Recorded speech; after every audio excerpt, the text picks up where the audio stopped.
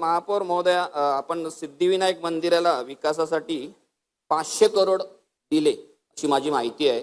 सिद्धिविनायक मंदिर आम्हा सर्वांचं आराध्य दैवत आहे, आपल्या सगळ्यांचं आराध्य दैवत आहे, त्याबद्दल कोणाचं दुमत नाही आहे.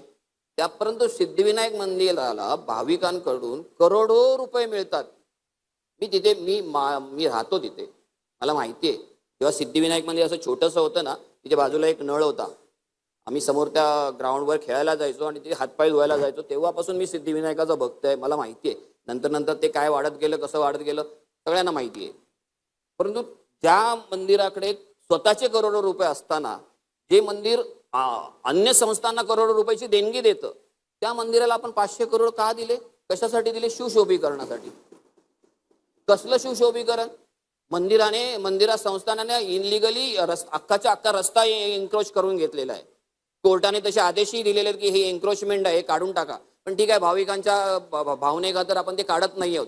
त्यापेक्षा मंदिराने आजूबाजूच्या परिसरातल्या इमारतीतले जी लोक आहेत त्यांना कन्व्हिन्स करावं, त्यांना चांगल्या ठिकाणी कुठेतरी शिवाजी पार्क सारख्या ठिकाणी चांगली घरं द्यावीत, त्यांची घरं विकत घ्यावीत आणि त्यांचा परिसर जो आहे मंदिराचा तो मोठा करावा. तुम्हाला महानगरपालिकेच्या 500 करोडची गरज काय? मला वाटतं प्रशासनाने यावर मला थोडंसं, हा जी काही पैशाची उधळपट्टी चाललेली आहे याच्यावर थोडंसं मला विश्लेषण करून सभागृहाला सांगावं.